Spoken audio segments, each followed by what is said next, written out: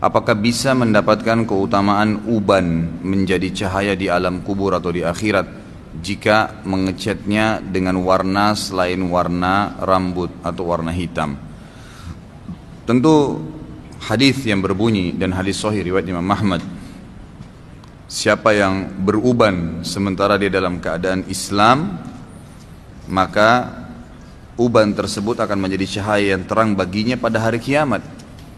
Jadi lafaz hadis ini jelas, uban yang tidak diubah warnanya. Kalau dibiarin saja warna putih, maka itu berarti yang akan mendapatkan fadilah. Kalau dia ubah warnanya menjadi merah atau selain hitam, yang memang dibolehkan dalam sunnah, boleh menggunakan warna henna, ya, warna coklat atau kemerah-merahan ini masih dibolehkan. Sebagaimana Nabi SAW menyuruh agar Abu Bakar meletakkan henna di janggut dan rambut ayahnya Abi Kuhafah. Juga Nabi SAW menyuruh Abdullah bin Umar untuk meletakkan warna coklat kemerah-merahan di janggutnya yang sudah mengeluarkan warna putih, gitu kan? Itu boleh saja dilakukan. Tapi kalau fadilah tadi, Allahu a'lam secara zahir hadis memang yang dibiarkan dalam keadaan rambutnya putih, ya. Jam berapakah yang dimaksud dengan tidurnya Nabi Daud? Tidur pertengahan, sepertiganya untuk sholat, dan seperenamnya untuk tidur lagi. Kalau jamnya, Allahu a'lam, ya, tepatnya, ya. Tapi sebagian ulama merincikan Nabi Daud alaihissalam tradisi beliau itu beliau tidur dulu habis isya, kemudian tidak disebutkan beberapa saat sebenarnya, tapi dibagi, ya. Kalau kita bagi malam itu menjadi 1/6, jadi 6 waktu antara isya sampai subuh. Nah itu berarti dibagi 6 saja, kira-kira berapa jam tuh? Mulai isya misalnya kayak kita sekarang anggap jam 8, 9, ya, 9, 10, 11, 12, kemudian tambah 4 jam setelahnya, gitu kan? Berarti 8 jam kurang lebih, ya, 8 jam. Maka ini yang dimaksud dengan 1/6 dibagi 6 waktu itu, 8 jam dibagi 6. Ya, itu baru dihitung 1/6-nya. Beliau tidur di awal, ya, di 1/6-nya itu, kemudian beliau bangun setelahnya di waktu 1/6, ya. Misalnya kalau 8 jam dibagi 6 itu mungkin 1 jam sekian, ya. Dianggap 1 jam sekian, ya. 1 jam mungkin 10 menit atau 15 menit. Berarti seperti itulah beliau tidur, lalu beliau bangun, kemudian beliau sholat, habis itu beliau tidur lagi, ya. Jadi beliau itu dalam semalam bisa 3 kali tidur dan 3 kali sholat. Allahu a'lam, itu yang dimaksud. Apakah ada keutamaan membaca surah Al-Waqi'ah? Apakah ada tuntunannya membaca sehabis sholat asar atau subuh? Apakah benar membaca Al-Waqi'ah 3 kali sehabis sholat asar? Untuk istri akan membantu istrinya mendapatkan rezekinya mudah. Ini Allahu a'lam, yang saya tahu hadis semua berhubungan dengan mengatakan al-waqi bisa mendapatkan rezeki adalah hadis yang lemah, yang tidak dipakai oleh para ulama. Dan ini memang sudah disebutkan di dalam buku-buku yang berbicara tentang fadilah surah-surah dalam Al-Quran. Jadi ini memang hadis yang lemah dan tidak dipakai oleh para ulama. Jadi tidak benarlah kalau dikatakan surah Al-Waqi bisa mendapatkan rezeki bagi suami atau istri. Apalagi ini ditentukan setelah selepas sholat asar atau sholat subuh. Ditujukan juga jumlahnya 3 kali. Ini malah tambahan dari hadis. Jadi tidak ada hadisnya memang sama sekali. Yang ada hadisnya memang yang lemah itu adalah surah Al-Waqi. Siapa yang membaca surah Al-Waqi dia akan mendapatkan atau dibukakan pintu rezekinya. Tidak disebutkan waktu subuh atau asar. Itu pun kalau dianggap bisa dipakai. Tapi ini hadis lemah, tidak bisa dipakai. Ditambah lagi dengan dibaca 3 kali habis asar untuk istri bisa membantu suaminya. Ini sama sekali tidak pernah ada panduan di dalam, ya, sunnah Nabi SAW. Apakah termasuk bid'ah jika kita melakukan amalan-amalan seorang ustadz agar menyampaikan hajatnya selama 40 hari? Semisal baca surah Yasin, surah Waqiah, tahajud, la haula wala quwata illa billah 300 kali, subhanallah wa bihamdi, subhanallahil azim 100 kali dan lainnya. Bolehkah melakukan sebagai usaha berdoa? Jadi sini saya perlu rincikan dulu, ya, perlu dirincikan terlebih dahulu. Kalau seandainya apa yang ditentukan oleh ustadz tersebut sesuatu yang Nabi SAW tidak pernah tentukan jumlahnya, tidak pernah tentukan jenis ibadahnya, maka bid'ah. Tapi kalau misal Nabi SAW mengatakan saya beristighfar sehari 70 sampai 100 kali, Lalu ada orang amalin tuh, saya mau amalin deh. Sekarang tiap hari saya baca begitu. Mudah-mudahan Allah Subhanahu Wa Taala mungkin setelah berjalan sebulan 2 bulan Allah mudahin sembuhin penyakit saya. Nggak ada masalah. Itu termasuk dalam bertawassul dengan amal soleh yang dibolehkan. Karena memang kita mengikuti tuntunan Nabi Shallallahu Alaihi Wasallam, gitu kan? Yang tidak boleh kayak tadi misalnya membaca surah Yasin secara khusus atau la haula wala quwata illa billah 300 kali sementara Nabi tidak pernah tentukan seperti itu. Maka tidak boleh seseorang membuat-buat apa yang Nabi kita Muhammad SAW tidak anjurkan, tidak ajarkan. Tapi sekali lagi bertawassul dengan amal soleh yang pernah dituntun oleh Nabi SAW boleh, nggak ada masalah itu. Ustadz, kalau kita sholat tidak menghadap kiblat karena tidak tahu bagaimana hukumnya. Kalau diberitahu teman pada saat sholat sedang berlangsung, apakah langsung dibatalkan dan memulai sholat dari awal atau bagaimana? Kalau anda tidak tahu sama sekali dan memang sudah berijtihad, betul-betul yakin ini sedang hadap kiblat nih, gitu kan? Maka sah saja, tidak ada masalah. Karena memang tidak tahu ya. Kalau dia sudah sampai salam, tolong ikhwah jangan ditambah dulu pertanyaan ya. Ini masih banyak ini yang belum dibaca. Dengarin aja ilmunya, ini cukup insya Allah. Ini lihat nih. Masya Allah ini yang belum saya baca yang lalu ini ya, belum yang sekarang, jadi jangan tambah dulu. Jadi kalau seseorang itu tidak menghadap kiblat dan dia betul-betul berijtihad, dia berusaha, oh memang setahu saya di sini kiblat, tidak ada orang yang bisa ditanya sama dia, lalu dia Allah Akbar takbir sampai selesai salam, yang itu sudah selesai salam dia nggak tahu. Ada orang datang, ternyata kiblat dia sholat di situ kiblatnya ke arah sana, dia salah. Apakah dia harus mengulangi sholatnya? Kata ulama tidak perlu. Tidak perlu, karena dia memang berijtihad awalnya, dia tidak tahu, gitu kan? Dia tidak tahu, maka tidak ada masalah. Dianggap orang yang tidak faham atau lupa, gitu kan? Seperti orang kalau lagi puasa lupa makan. Ya. Kalau pas lagi puasa, ada teman atau kerabat atau pasangan anda pas lagi makan, anda tahu dia puasa, jangan tiba-tiba dikagetin ya. Woi kamu nggak puasa, kesian nanti keselak. Biarin aja makan, tidak apa-apa. Sampai dia selesai hajatnya, jangan hasut, enak bener orang ini sudah makan 2 piring. Nggak apa-apa, biarin aja, gitu kan? Nggak apa-apa. Karena kata Nabi SAW, siapa yang berpuasa lalu dia makan karena dia lupa, dia minum karena dia lupa, maka dia lanjutkan puasanya. Karena sesungguhnya Allah yang telah memberikan makan dan minum padanya, gitu kan? Jadi nggak usah diingatin, biarin aja, nggak ada masalah. Itu kan? Memang kalau betul-betul dia lupa, kalau dia pura-pura lupa itu urusan dia dengan Allah, gitu. Ya. Jadi nggak ada masalah. Kalau seandainya kita sementara lagi sholat, kemudian tiba-tiba ada orang datang menepuk, mas maaf mas, kiblatnya salah ke kanan dikit, maka bergerak aja, nggak usah berhentiin sholat, bergerak aja ke arah yang dituntun sama dia, kanan dikit, kiri. Bahkan ulama fikih mengatakan boleh orang yang datang mengetahui saudaranya muslim yang lain sedang salah sholatnya, dia meluruskan, menggoyangkan badannya, mengarahkan, pegang pundaknya dua-dua. Tentu ini sesama jenis ya. Jangan lawan jenis dipegang pundaknya, nggak boleh. Di luar sholat aja nggak boleh, apalagi dalam sholat. Pegang pundaknya, arahkan ke kanan sedikit mas, ini salah. Ini mbak harus ke kiri, diberikan syarat itu tidak masalah. Tapi kalau sudah sampai salam, maka nggak ada masalah. Ini apa ini? Kok tes printing begini? Hah? Ini siapa yang kirim ke saya nih? Oh belakangnya. Ada beberapa hal yang ingin saya tanyakan. Pada tahun 2008 saya melaksanakan ibadah haji dari Saudi Arabia karena saya bekerja di kota Riyadh. Pada saat melaksanakan mabit di Mina, rombongan kami tidak mabit di Mina namun di wilayah Aziziyah. Ini kayaknya sudah pernah saya baca ya, yang lalu ya. Saya sudah mengatakan Aziziyah itu tidak masuk wilayah Mina dan harusnya jemaah haji mabit di Mina. Ini sudah saya jawab yang lalu. Saat kerja di Saudi, saya sering melihat pekerja kasar dari Pakistan menyempatkan sholat berjamaah di masjid di sela-sela pekerjaan kasar mereka, seperti menggali jalanan, mereka bersihkan tanah dan debunya lalu sholat.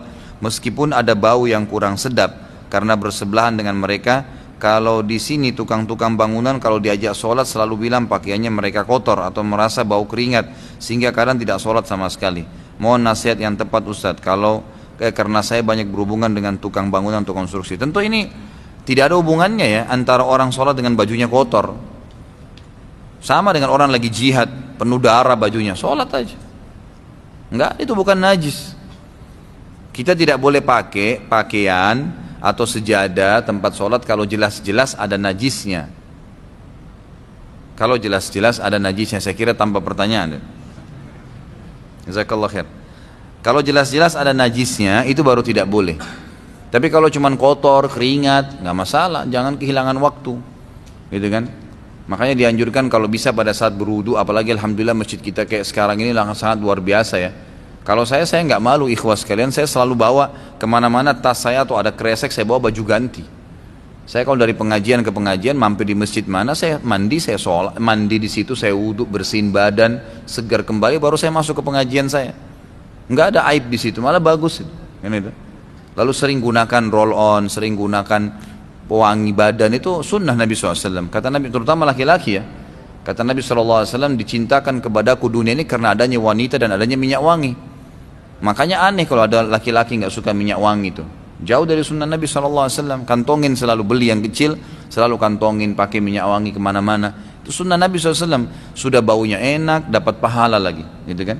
Insya Allah yang hal-hal seperti ini nanti akan dihindarin. Ini berhubungan dengan masalah perlunya orang menjaga sholat walaupun bajunya kotor, yang penting tidak najis, tidak kelihatan auratnya, silahkan dipakai, nggak masalah. Itu bukan alasan, gitu kan? Itu bukan alasan. Kemudian kalau masalah tukang, memang ini semoga Allah berikan hidayah ya. Kita nggak usah bicara tukang. Ya, ini yang bertanya saudaraku, siapa saja di Indonesia ini mau pegawai kantor yang rapi pun AC semua, tetap kalau dia tidak mau sholat dia tidak sholat, gitu kan? Kalau di Saudi memang itu sudah umumnya orang faham, sehingga memang bisa dikatakan jarang, persentasenya kecil sekali orang yang tidak sholat berjamaah itu. Di sana kecil sekali. Memang betul-betul orang yang lemah imannya itu pun dia masih sholat sendirian, dia masih sholat. Dia bukan berarti tinggalin sama sekali, gitu kan? Yang tinggalin sholat itu bisa dihitung jari sebenarnya. Sampai seperti ada cuplikan itu, saya baru dikirimkan sama teman-teman di Saudi, saya terharu betul lihat cuplikan itu saudaraku. Jadi ada orang buta matanya, satu orang tua, bukan ulama, masyarakat biasa, buta matanya, tidak pernah tinggalkan 5 waktu sholat di masjid. Jadi antara rumah dia dengan masjid itu, dia minta satu orang tolong ikatkan tali, ada tiang listrik pas di sebelah pintu masjid. Masjidnya juga masjid biasa kecil di berkampungan gitu. Diikat tali di situ, tali itu panjang, ditaruh jalan di tanah, yang artinya diletakkan di tanah sampai depan pintunya dia. Jadi kalau orang buta ini mau ke masjid, dia keluar dari pintunya, dia pegang tali itu terus ditarik sama dia, jadi kencang talinya, lalu dipegang sama dia, menuntun dia sampai ke masjid. Buta, nggak bisa, nggak ada yang tuntun, sendirian tinggal di rumahnya, tapi tidak tinggalin 5 waktu sholat di masjid. Ada cuplikan yang lain luar biasa ikhwah. Orang lumpuh, dia bahkan kalau mau jalan ke masjid itu, kalau dia mau jalan dia bolak-balikan badannya, tangannya nggak ada, kakinya nggak ada. Tapi luar biasa nggak tinggalin sholat berjamaah di masjid. Ada cuplikan-cuplikannya tuh di Saudi, unik-unik gitu, luar biasa gitu. Mereka betul-betul memang mungkin sudah penanaman iman ya dari orang tuanya kepada anak-anak ini. Mudah-mudahan Allah berikan hidayah orang-orang kita gitu. Ya ini pekerja-pekerja kasar, bukan cuma sholat, Ramadan nggak puasa, gitu kan? Padahal di Saudi itu orang puasa semua walaupun bekerja keras, gitu kan? Mereka tetap puasa, buka puasa rame-rame gitu, nggak mengganggu. Dan ini memang sunnah Nabi SAW, dan itu kan tergantung sugestinya. Kalau kita puasa, kemudian sudah disugesti awalnya negatif, sebentar jam 11 saya haus nggak ya? Saya lapar nggak ya? Ya haus dan lapar benar. Tapi kalau kita memang niatnya sugesti, niat itu sebenarnya sugesti ya. Sugestinya dia, saya insya Allah sampai azan maghrib tahan, insya Allah sampai isya pun saya tidak lapar. Memang benar, insya Allah kan seperti itu. Mungkin buka puasa cuma seteguk air, makan kurma cukup buat dia, habis isya, habis tarawih baru dia makan. Ada orang begitu, nggak ada masalah buat dia. Itu kan, jadi tergantung niatnya. Pak Ustaz, bagaimana dengan pakai minyak wangi di hari Jumat di bulan Ramadan? Bukankah di bulan Ramadan tidak boleh pakai minyak wangi? Siapa yang bilang nih? Nggak ada masalah. Emang kenapa kalau pakai minyak wangi? Oh, kalau cium wangi terus batal gitu? Nggak ada hubungannya. Jadi bagaimana kalau orang cium hirup bau makanan? Nggak batal itu. Tidak batal sampai ada sesuatu yang dimasukkan ya di dalam mulut, tenggorokan atau ke dalam ya melalui tenggorokan, itu yang memang sifatnya muftir, artinya mengenyangkan ya, mengenyangkan ya. Jadi kalau mengenyangkan maka tidak boleh, artinya dia kalau dimakan banyak nanti mengenyangkan, maka itu baru muftir, baru membatalkan. Jadi kalau orang tidak sengaja lewat di depan restoran, ada orang lagi masak, dia lewat kecium, itu nggak batal gitu kan. Bahkan ulama sepakat mengatakan bolehnya seorang wanita yang sedang memasak makanan untuk buka puasa suami dan anak-anaknya mencoba mencicipi di ujung lidahnya lalu membuangnya setelah itu, tidak memasukkan ke dalam. Itu hampir semua ulama fikih sepakat masalah itu dibolehkan, gitu kan? Dibolehkan, tapi hanya di ujung lidah. Minyak wangi pun boleh, nggak ada masalah, nggak ada larangan Ramadan atau lagi puasa pakai minyak wangi. Kalau sedekah lebih baik mana, ditargetkan jumlahnya atau tidak? Misal langsung ambil di kantong tanpa tahu jumlah yang disedekahkan. Sebenarnya sama saja ya, sama saya, tergantung niatnya. Tergantung niatnya, biar juga orang keluarin 100 ribu yang tiba-tiba dia pegang, tapi kalau hatinya gerutu, gitu kan, sama juga bohong. Lebih baik orang yang ngeluarin 1.000 rupiah tapi ikhlas, gitu kan. Jadi kalau saran saya, tentukan aja. Kalau saran saya ya, jangan nanti syaitan godain, begitu kita main tutup mata tarik ternyata 100 ribu yang keluar, kemudian sebentar nyesal, coba tadi yang 5 ribu aja kan, hilang ikhlasnya nanti. Jadi tentuin aja, keluarin di kantong, lihat kira-kira kebutuhan saya mana, lalu keluarin, tidak masalah ya. Jadi itu termasuk hal yang bijaksana kalau kita milih. Boleh minta alamat email dan nomor HP-nya Pak Ustadz untuk minta saran dan tanda tangan, tanya-tanya maksud saya, salah ya. Boleh insya Allah ya. Kalau email lebih baik ke web aja ya, di web saja, karena saya terus terang ikhwat dan akhwat mohon maaf kalau ada yang masuk di BlackBerry saya, ada yang masuk di WhatsApp, kadang-kadang saya nggak jawab, terlalu banyak, bukan saya nggak mau jawab. Kadang-kadang saya bangun tidur sudah ada 120 SMS yang masuk, WhatsApp ada. Bahkan di Wisol TV pernah disebarin nomor HP saya, lagi manasik umroh, saya tidak sengaja, maksud saya mau sampaikan kepada jemaah yang mau umroh dengan saya, ini nomor HP konsultasi sebelum umroh sama saya. Nanti diputar sama teman-teman Wisol TV, semua seluruh Indonesia nonton. Jam 3 subuh kerang-kering nomor HP saya. Jam 3 subuh siapa yang bel saya ini, saya nggak kenal nomornya, dan habis nomor satu, nomor yang satu lagi. Ternyata teman-teman Wisol TV, itu pernah jam 3 subuh putar ceramah saya, gitu kan. Dan jemaahnya ini rupanya kira itu live, mereka telepon ke studio nggak ada yang jawab, ditelepon ke HP saya. Bunyi luar biasa, saya pikir ada apa-apa, mungkin keluarga saya ada masalah, tapi alhamdulillah sih tidak ada masalah ya. Jadi saya mohon maaf kalau memang ikhwas selama ini dan akhwat yang saya tidak sempat jawab, ya itu bukan disengaja tapi memang keadaannya, kondisinya tidak memungkinkan, tangan saya cuma 2 gitu. Jika kita deposit di bank syariah lalu meminjam uang dengan jaminan deposit tersebut dan di awal akad peminjaman uang pihak bank menetapkan cicilan tiap bulannya sekian rupiah tanpa menyebutkan akumulasi akhir dari cicilan tersebut. Jika ditelaah hasil akumulasi akhir dari cicilan akumulasi tersebut melebihi dari jumlah yang dipinjam, namun peminjam tidak keberatan akan kelebihan tersebut, apakah hal ini dibolehkan? Apakah termasuk riba atau tidak? Saudaraku, hukum riba atau atau tidak riba itu bukan dari masalah ridho atau tidak ridho. Hukumnya haram. Zina diajak atau sengaja mau tetap zina, nggak bisa dijadikan tolok ukur begitu. Jadi jangan Anda bilang, oh kalau saya pinjam uang kemudian dilebihkan, ya karena saya juga mau, saya butuh, nggak apa-apa deh, saya ridho. Nggak bisa, memang hukum penambahan sesuatu dari hutang itu tidak boleh. Baik dari pihak orang yang mengembalikan, yang utang, atau orang yang punya piutang. Ya, kalau dari awal sudah disepakati ya. Tapi kalau misal saya pinjam 1 juta, kemudian saya sudah kembalikan uang teman saya itu, dan ternyata dari uang itu memang saya pakai investasi berhasil, saya dapat untung 2 juta rupiah. Saya merasa terima kasih, saya berikan kepada dia 100 ribu. Tapi tidak ada hubungan dengan, tidak ada kesepakatan awal akan berlebihan, akan dilebihkan. Karena utang nggak boleh lebih. Dan teman-teman begini ya, tolong garis bawahi satu poin. Pisahkan di dalam hati kita antara sesuatu yang sifatnya investasi, untuk dunia dapat keuntungan, dengan sesuatu yang sifatnya untuk mendapatkan pahala. Jangan semuanya dihitung harus ada keuntungannya. Akhirnya kita teman minta tolong antarin saya ke sana dong. Ini dapat apa saya di sana nih? Berpikir duniawi, harus ada sesuatu nih. Dapat sesuatu nggak ya? Nanti kalau ke sana dapat duit nggak ya? Dapat apakah? Ini sesuatu. Kalau nggak mau jalan. Nggak boleh. Pisahin di hati kita itu. Kalau investasi bisnis, baru kita hitung-hitungan keuntungan. Tapi ada juga yang sifatnya memang sedekah. Emang nggak ada imbalan tuh, nggak usah berharap imbalan. Meminjamkan uang masuk di dalamnya. Ya, minjamin uang ke orang itu nggak boleh ada imbalan. Emang sudah begitu. Gadai, nggak boleh ada imbalan.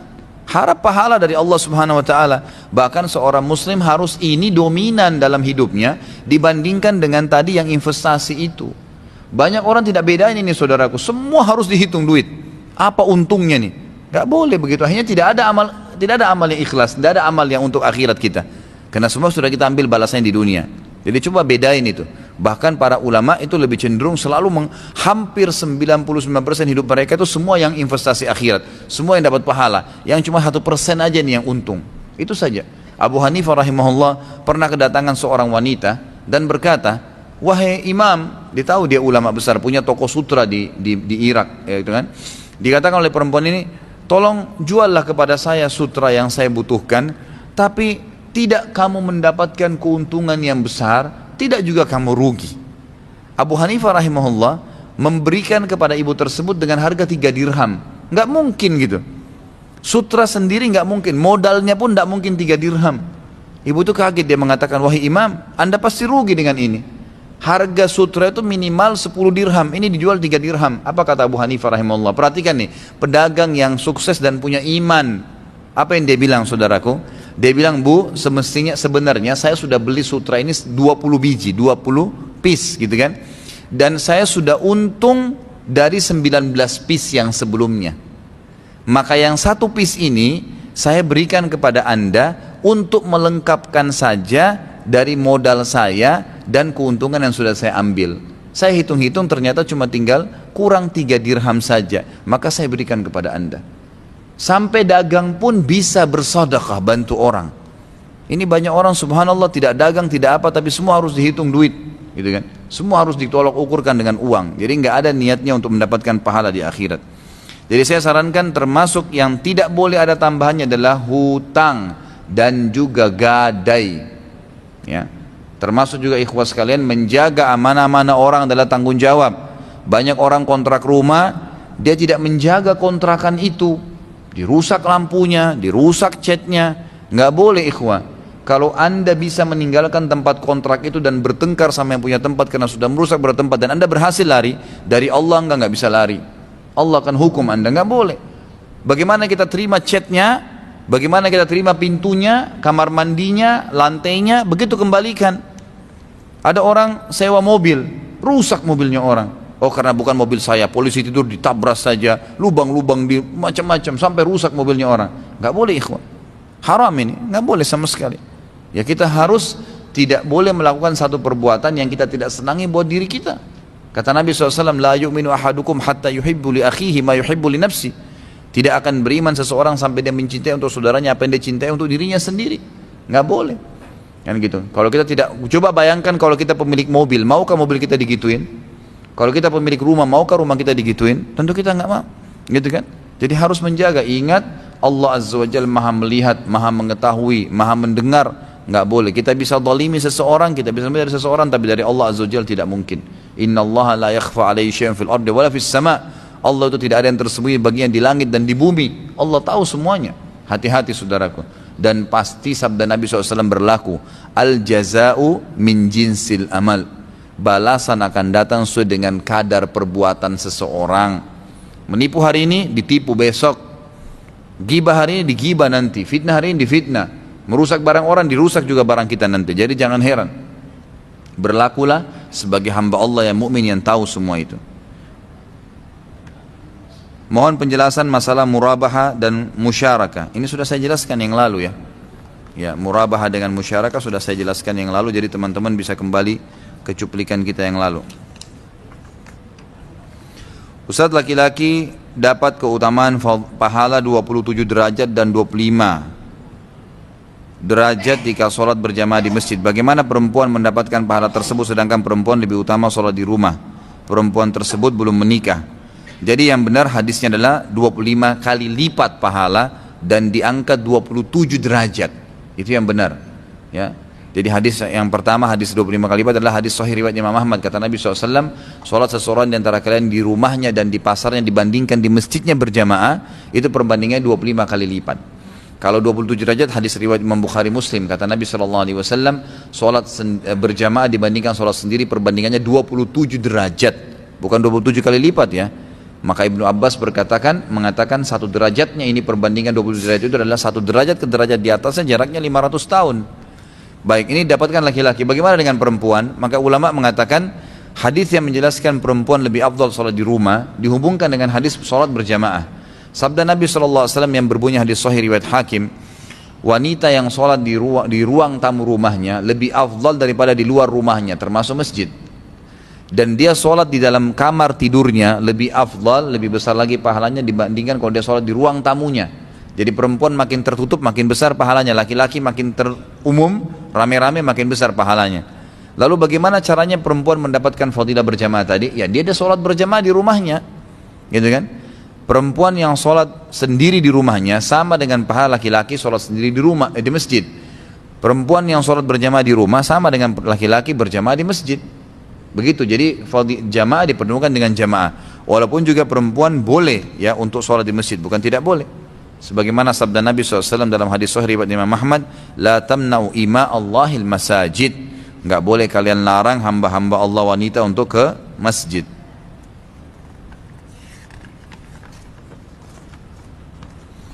Waalaikumsalam warahmatullahi wabarakatuh. Apa boleh kita meminjam uang dari bank syariah dengan jaminan deposit? Ini sudah tadi ya. Hampir sama ini.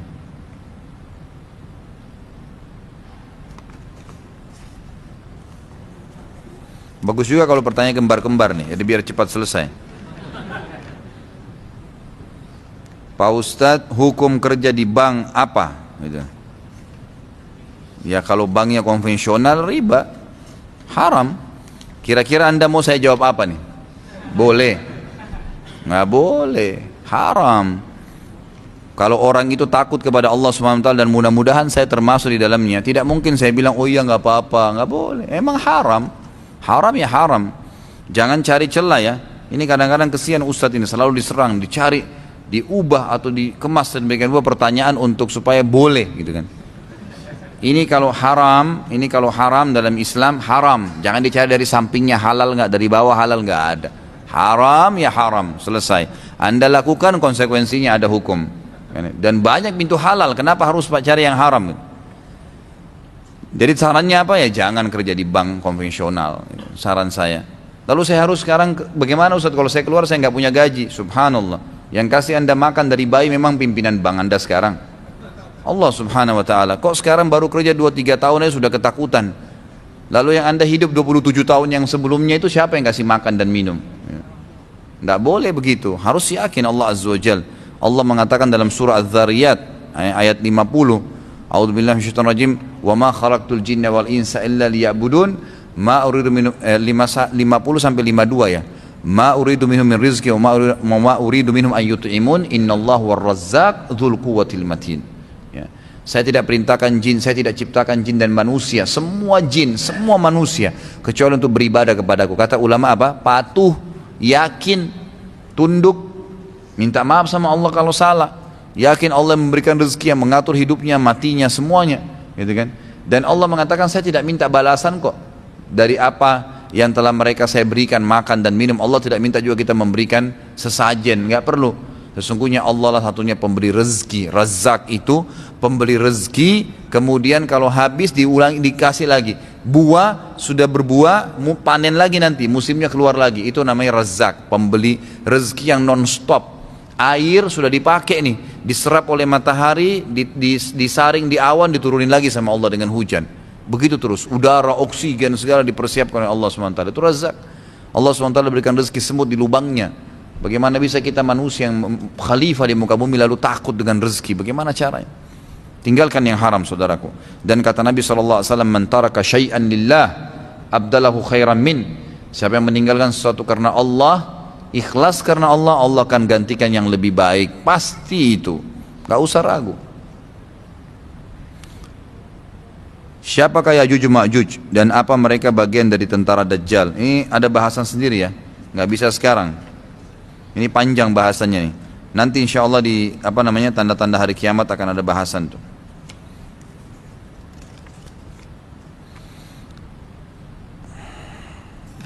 Ini sama. Seorang akhwat dilarang suaminya memakai jilbab syar'i, selalu dengan orang tuanya dan jarang bersama istri. Selalu mendapat tekanan ketika ingin melakukan ibadah dan ketaatan. Tapi sang suami tetap menafkahkan dan menjalankan sholat. Apakah dengan ini sang akhwat boleh menceraikannya? Dan apa nasihat Ustadz?